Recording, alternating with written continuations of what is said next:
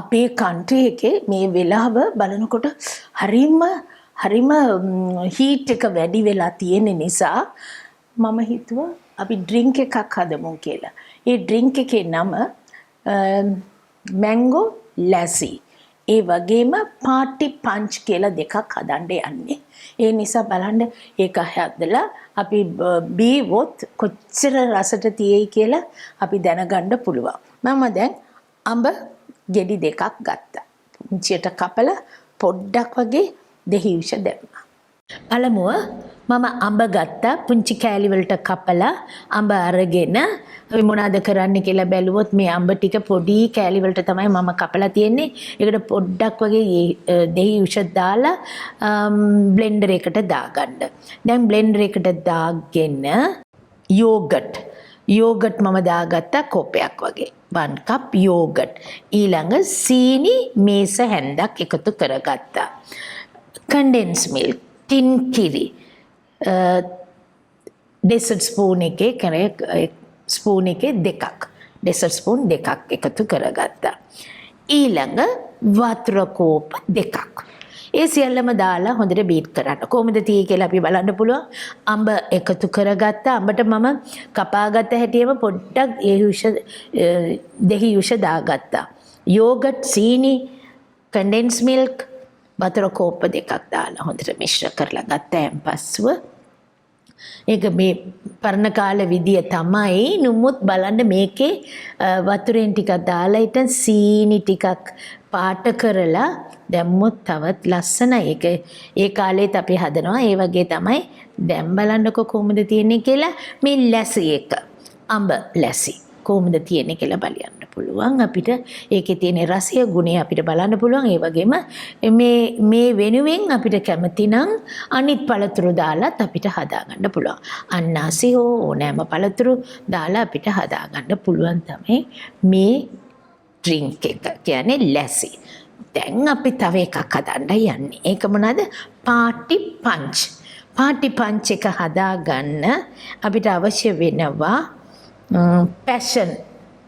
Passion cordial. බලන්න passion cordial මම ගත්තා කෝප 3 කාලක්. හරිද? කෝප 3 කාලක්. දැන් ඔයගොල්ලන්ට පෙන්වන්න ඕනේ නිසා කෝඩියල් ගත්තා. Passion cordial කෝප 3 කාලක්. මැන්ඩරින් කෝප 3 කාලක් දැම්මා. හරිද? 3/4 කප් 3 කාලක් විතර දැම්මා. දැන් orange juice දොඩම් යුෂ ඒකත් එක දොඩම් මිරිකලා අරගෙන ඒකත් එකතු කරගත්තා. ඊළඟ මම දාගන්න යන්නේ මොකද්ද කියලා බැලුවොත් තැඹිලි කෝපයක් වගේ දාගන්න. ඒකත් රසයි නේද? තැඹිලි කෝපයක්ත් එකතු කර ලෙමනේඩ් කෝපයක්ත් එකතු කරගත්තා. දැන් බලන්න සියල්ලම එකතු කරලා තියෙන්නේ පැෂන්, මැන්ඩරින්, orange juice, තැඹිලි, ලෙමනේඩ් දැන් අපි එකතු කරගත්තා.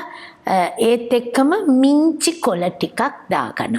කැමති නම් මිංචි එකතු කරගන්න. ලුණු ස්වල්පයක් ඒත් එක්කම අයිස් කියුබ් දැම්මා. ඒක දාලා දැන් රසට තියෙන්නේ ඒ නිසා මේ ආකාරයට හදාගත්ත එක බ්ලෙන්ඩ් කරන්න දැන්. ඒකත් බ්ලෙන්ඩ් කරගත්තොත් පාටි පංච් එක කියලා කිව්වේ. ඒ නිසා ඕනෑම වෙලාව අපිට කැමට ගන්න පුළුවන් දෙයක් තමයි. බලන්න දැන් අපි කොහොමද මේක හදන්නේ කියලා බැලුවොත් ඇත්තටම අන්තිමට ලුණු ස්වල්පයක් අනිවාර්යයෙන්ම දාගන්න ඕනේ. එතකොට තමයි ඒ රසය අපිට බලන්න පුළුවන් වෙනවා. දැන් මේකට හොඳට මිශ්‍ර කරලා පාටි පංච් එකත් එකතු කරගත්තා. දැන් මේකට චෙරීස් දාලා මිංචි කොලත් එකතු කරලා තියෙන්නේ. පාටි පංච් එක අපිට බලන්න පුළුවන් මේ විදිහට අපි හදාගත්ත පාටි පංච් එක. ඒ වගේම අඹ ලැසි එක හදාගත්තා. ඒ දෙකම බලනකොට කොහොමද තියෙන්නේ එකට අනිවාර්යයෙන්ම අපිට අපේ නිවසට ගෙස්ලා ආවොත් ඔය විදිහට අපිට හදාගෙන කැමට දෙන්න පුළුවන්.